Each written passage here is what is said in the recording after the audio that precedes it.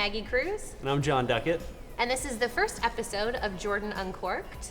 It's a web series where we are going to be opening up Jordan from our cellar, whether it's a Chardonnay or Cabernet, Burgundy, Bordeaux. We never know what we're going to be opening. Sometimes beer, bourbon. It's also a great opportunity for us to talk to our collectors, try see what our older wines are tasting like. Today we have a 2010 Chardonnay. I love to taste some of our older Chardonnays. A lot of people don't put age on white wines, but we find that our Chardonnay has the acidity and long-lasting flavors that you can really put a few years on them. So let's open it up and see. Also, this is kind of a treat for us because we don't always get to taste our older vintages. So it's kind of nice to be able to revisit this and see how it's aging. Definitely. I remember 2010 was very cold. It was a cold summer, and then all of a sudden it was like, when is harvest going to start? We had Labor Day, which we don't always get. And then we had most of September. Yeah. I want to say like the 20th, and I think Something it like went that. through like mid-October. And that's for bringing in Chardonnay, which is very late. Yeah, normally we're done with Cab in mid-October.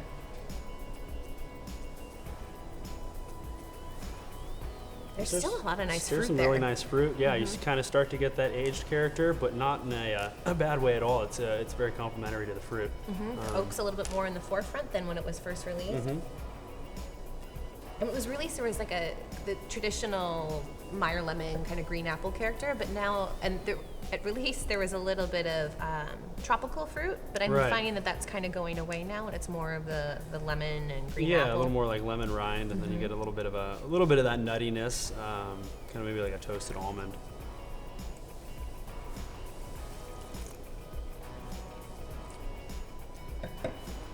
Oh wow. One of the best things of our Chardonnay, at least for me, is the acidity in these wines. It's really nice, and I think it really helps the wine to age and really hold on to these fruit flavors, throughout the years in the cellar, and really helps the wine out. And it's still really lively on the palate, and I think it's delicious right now. Drinking really, really still. well. Yeah, For a very 6.5-year-old wine.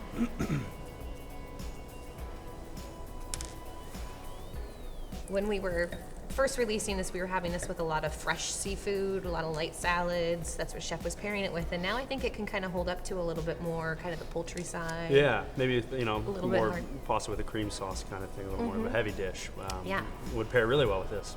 But still go the lighter side as well with a nice acidity. Yeah, you can still definitely have this with, your oysters, your crab right now is in season. So it would, delicious. For sure. Yeah, it's a very versatile wine. How much longer would you give this? I mean, I personally I would drink it now. I think you probably could hold on to it for maybe another year, two, maybe max. Depends on your but palate. I think it's really nice, if you like more of that aged character where it will become more of that nuttiness, then sure, hold on to it. But I think right now it's tasting great. I would open it up right now. And the neat thing is, at Jordan, a lot of wineries you go to, you can't get older whites. You can't buy them. But we're fortunate here that we have the 2010 available, but it's in a vertical pack. So you can kind of taste it against some other older Chardonnays. Yeah, which is always really fun. And see the kind of consistency from vintage to vintage. And that's one of the biggest things about Jordan is our consistency from year to year. Although the years change, we try to keep our wines in the same style. Definitely. And I think you can definitely see that. And it's a lot of fun with the vertical, which this is included in right now.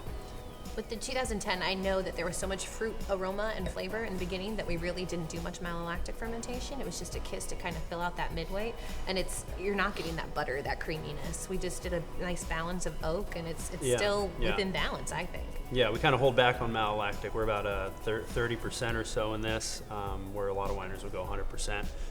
But in our style, we like to hold back on it and really preserve the acidity and the natural fruit flavors in the wine. Yeah. And I think it shows well for us, kind of after the French Burgundies, and that's kind of what we're shooting for. Definitely.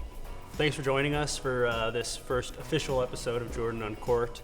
One of the things we'd like you guys to do, if you guys have any wines that you have questions about, Jordan wines that you have in your cellar that you're wondering about and would like us to taste, please, write it down in the comments, and hopefully we can get to it, open up a bottle, and let you know what we think of it, if we should age it longer or open it now, and we'll let you know. It's the purpose of this video. So looking forward to it, and hope you enjoyed it as much as we did. Cheers. Cheers.